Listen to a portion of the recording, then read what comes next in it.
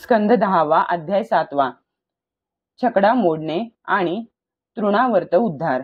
राजाने म्हटले, गुरुवर्य, सर्वशक्तिमान भगवान श्रीहरींनी जे जे अवतार धारण करून पुष्कळ अशा मनोहर आणि श्रवणीय लीला केल्या, ज्यांचे श्रवण केल्याने प्रेम वाढते आणि विषयांची आशा नाहीशी होते. मनुष्याचे अंतःकरण तत्काळ शुद्ध होते.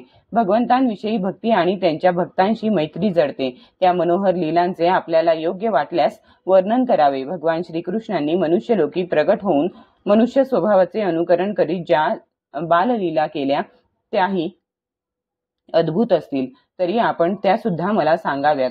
श्री शुक म्हणतात, एकदा भगवान श्रीकृष्णांचा कूस बदलण्याचा अभिषेक उत्सव साजरा केला जात होता. त्याच दिवशी त्यांचे जन्म नक्षत्रही होते. त्यामुळे घरात पुष्कळ स्त्रियांची गर्दी झाली होती. गाणे बजावणे चालले होते. ब्राह्मणांचा मंत्रघोष चालू होता. त्यावेळी यशोदेने मुलाला अभिषेक केला. नंदराणीने ब्राह्मणांचा मोठा सन्मान केला. त्यांना अन्न, वस्त्रे, पुष्पमाळा, गायी इत्यादी प्रिय वस्तू देऊन उत्तम प्रकारे ब्राह्मण पूजन केले. तेव्हा त्यांनी मंगल स्नान घातलेल्या त्या बाळाला आशीर्वाद दिले. नंतर लाडक्याच्या डोळ्यांवर झोप आली आहे असे पाहून तिने त्याला हळुवारपणे अंथरुणावर झोपविले. थोड्याच वेळात जाग येऊन तो स्तनपान करण्यासाठी रडू लागला. त्यावेळी यशोदा उत्सवासाठी आलेल्या गोपगोपींचे स्वागत करण्यात गुंतली होती. त्यामुळे तिला त्याचे रडणे ऐकू आले नाही. तेव्हा रडत रडतच श्रीकृष्ण आपले पाय झटकू लागला. बाळ श्रीकृष्णाला एका छगड्याखाली झोपवले होते. त्याचे पालवीसारखे लाल चिमुकले पाय आपटताच तो छकडा उलटला. त्याच्यावर दूध, दही वगैरे पदार्थ घालून ठेवलेली भांडी होती. ती इकडे तिकडे विखरून पडली. तसेच त्या छकड्याची चाके, कणा आणि जोखड मोडून अस्ताव्यस्त होऊन पडली. उत्सवासाठी आलेल्या स्त्रिया यशोदा, रोहिणी आणि नंद वगैरे गोप ही विचित्र घटना पाहून घाबरून गेले. ते म्हणू लागले, अरे, हा छकडा आपोआप कसा काय उलटला बुवा? त्यांना याचे कोणतेच कारण कळले नाही. तेव्हा तेथे असलेली मुले गोपींना म्हणाली, या कृष्णानेच रडताना आपल्या पायाने ठोकरून हा उलटविला यात शंका नाही. परंतु त्या गोपांनी ती पोरांची बडबड मानून त्यावर विश्वास ठेवला नाही. कारण त्या मुलाचा असामान्य पराक्रम त्यांना माहीत नव्हता. हा ग्रहांचा कोप आहे असे यशोदेला वाटले. तिने रडणाऱ्या लाडक्याला मांडीवर घेऊन ब्राह्मणांकडून वेदमंत्रांनी शांतीपाठ करविला आणि त्याला दूध पाजले. बलाढ्य गोपांनी छकडा पुन्हा व्यवस्थित ठेवून त्याच्यावर पहिल्याप्रमाणे सर्व साहित्य ठेवले. ब्राह्मणांनी हवन केले आणि दही, अक्षता, दर्भ आणि पाणी घेऊन त्या छकड्याची पूजा केली.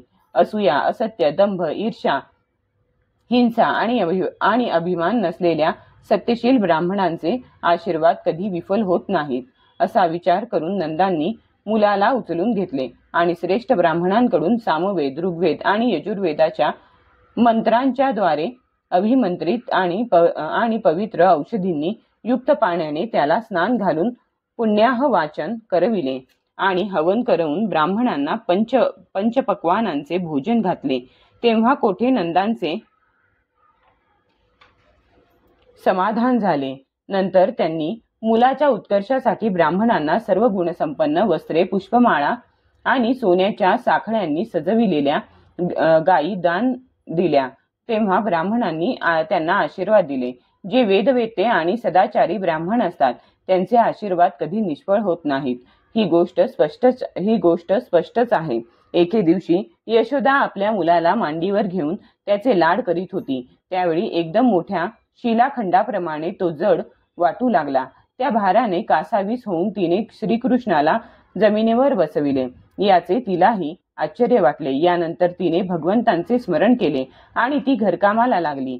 तृणावर्त नावाचा एक दैत्य कंसाचा सेवक होता. कंसाच्या सांगण्यावरून प्रचंड वावटळीच्या रूपाने तो आला आणि बसलेल्या बालकाला उडवून घेऊन गेला.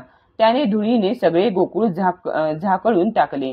त्यामुळे लोकांचे डोळे धुळीने भरून त्यांना काहीही दिसेनासे झाले. त्याने प्रचंड आवाजाने 10 दिशांचा थरकाप उडविला. संपूर्ण गोकुळ थोडा वेळ धुळीने आणि अंधाराने झाकळून गेले होते. यशोदेने मुलाला जेथे ठेवले होते तेथे जाऊन पाहिले तर तेथे तो नव्हता. तृणावर्ताने उडविलेल्या धुळीने सर्वजण इतके त्रस्त झाले की दुसऱ्याला तर सोडाच, पण स्वतःलाही ते पाहू शकत नव्हते. ते जोरदार वादळ आणि धुळीच्या वर्षावात मुलाचा पत्ता नाही. हे पाहून यशोदेला अत्यंत शोक झाला. पुत्राच्या आठवणीने ती अत्यंत व्याकुळ झाली आणि वासरू मेल्यावर गायीची जी अवस्था होते तशी तिची दशा झाली व ती जमिनीवर कोसळली. तुफान शांत झाल्यावर धूळ कमी झाली तेव्हा यशोदेच्या रडण्याचा आवाज ऐकून अन्य गोपी धावत तेथे आल्या. नंदनंदन न दिसल्याने त्या अत्यंत शोकाकुल झाल्या व त्यांच्या डोळ्यांतून अश्रुधारा वाहू लागल्या. त्याही रडू लागल्या. इकडे तृणावर्त वावटळीच्या रूपाने जेव्हा श्रीकृष्णाला आकाशात घेऊन गेला तेव्हा त्याचे प्रचंड वजन त्याला सहन न झाल्यामुळे त्याचा वेग शांत झाला. तो अधिक चालू शकला नाही. स्वतःपेक्षाही जास्त वजनदार असल्याने तृणावर्त श्रीकृष्णाला शिलाखंड समजू लागला. कृष्णाने त्याचा गळा असा पकडला की तो त्या अद्भुत बालकाला आपल्यापासून बाजूला करू शकला नाही. श्रीकृष्णाने इतक्या जोराने त्याचा गळा पकडला की तो दैत्य निश्चेष्ट झाला. त्याची बुबुळे बाहेर आली. बोलणे बंद झाले व प्राण निघून गेले. अखेर त्या बालकासह तो वज्रामध्ये येऊन पडला. तेथे ज्या स्त्रिया रडत होत्या त्यांनी पाहिले की एक अक्राळ विक्राळ राक्षस आकाशातून एका मोठ्या शिळेवर येऊन आपटला आणि त्याचे सर्व अवयव मोडून पडले. जणू श्री शंकरांच्या बाणांनी घायाळ होऊन पडलेला त्रिपुरासुरच श्रीकृष्ण त्याच्या वक्षस्थळावर लोंबकळत होते. ते पाहून नंदादी गोपगोपींना विस्मय वाटला. लगबगीने तेथे जाऊन त्यांनी श्रीकृष्णांना उचलून मातेकडे आणून दिले. मृत्युमुखातून बालक सुखरूपपणे परत आले. जरी राक्षस त्याला आकाशात घेऊन गेला होता तरी सुद्धा तो मृत्यूच्या तोंडून सुटून सुखरूप परत आला. हे पाहून सर्वांना अत्यंत आनंद झाला.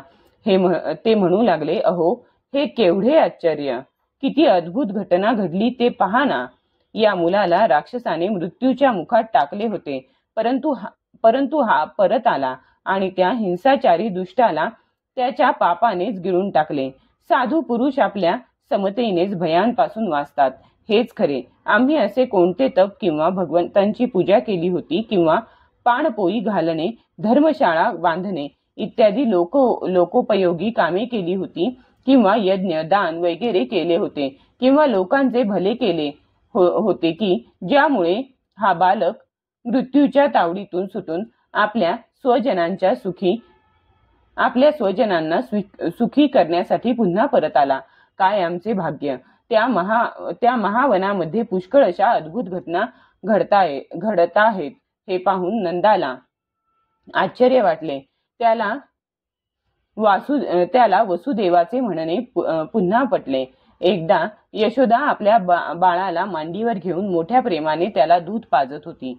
हे राजा त्याचे जवळजवळ दूध पिऊन झाले होते तेव्हा यशोदा त्याचे मधुर हास्ययुक्त मुख